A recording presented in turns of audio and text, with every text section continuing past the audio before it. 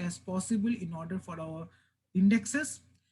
However, that also does not mean that we should not. So we can actually, so let's say that we want to create an index based on customer name.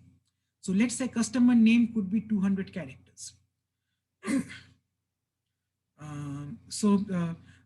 200 characters, right? So what we can do is essentially, instead of using the entirety of the 200 characters, we would only look at the first 5 characters. So that would be a prefix compression.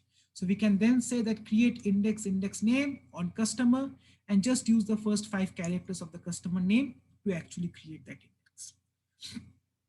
Now, we have this question that what would happen if two or more customers have the same starting 5 characters, then we would have duplicate values. But if we have duplicate values, we know what happens in our B tree, right? So if we have duplicate values, for example, if redwood was equal to redwood, we were still using the greater than pointer to point to it, right? So if we have, even if we have duplicate values, our B tree is able to manage that and have duplicate values one after the other. Okay, what else? Yes, so always avoid tuning your task without actually knowing what the type of queries that are going to be asked from that particular table. Figure out which queries are slower than compared to other queries and make indexes such that those queries are faster, right? So if you have a nested subquery, let's say, you can say that instead of creating a nested subquery, which is a derived query, and that is why MySQL is actually quite slow, because MySQL cannot create indexes for derived relations. So nested query, right? So one way to make sure that your life is easier is you can decorrelate a query, save that in a temporary table, save the innermost query in a temporary table, create indexes for that temporary table, and then actually perform the final external query. That would actually execute much faster compared to an entire query with nested queries, right? Okay.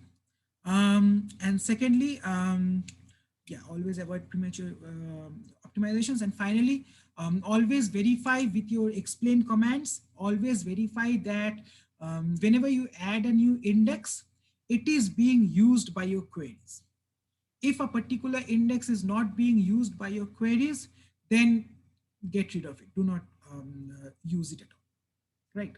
And we need to get rid of it by dropping that particular index, drop index name, because otherwise we really do not want to have an overhead of maintaining indexes that are not even being used, right? Okay.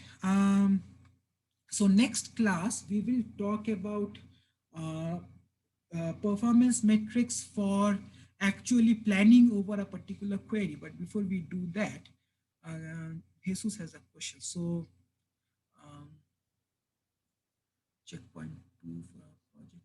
Oh, checkpoint 2 on the 15th? Checkpoint 2. So Jesus, for checkpoint 2, what do we need to submit? Do we need, I forget, do we need to submit the ER diagrams for checkpoint 2, or is it later?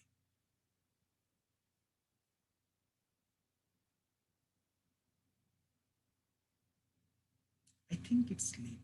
I think it is with ER diagrams. Let me just double check. I don't remember. If it is with ER diagrams, uh, well, I thought it was April 1st.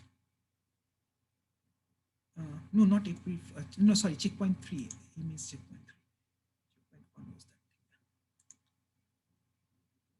that thing. Most likely, I am going to extend the deadline till after we cover this.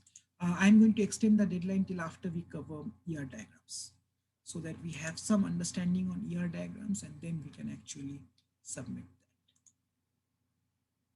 Thank you for reminding me, Jesus. I will look into that, I believe. And I know that I've not updated the project list for a lot of students yet. Mm. Yes, I will extend this deadline to later. We have not covered ER diagrams yet. For checkpoint 3, I really want you guys to upload more details about your database and actually designs and diagrams for your database, which is something that we will start covering from next class. Essentially, after we are done with this, essentially we will start covering ER diagrams from next class onwards, and then we will have that. Thank you so much. Yes, so essentially that was essentially creating indexes. It's fairly straightforward concept there. Next class, we will talk about, we will really quickly go over some details about your query planner. And we will also understand why MySQL does not allow a full outer join. It allows other types of joins, but why does it not allow a full outer join? What is the issue with its planner that it does not allow that particular thing? And essentially, we will talk about those things and we will revert back to some of our relational algebra concepts. And then we will start with ER diagrams and ER models. So I guess, yeah. So I guess I'll wrap up and I'll stop today.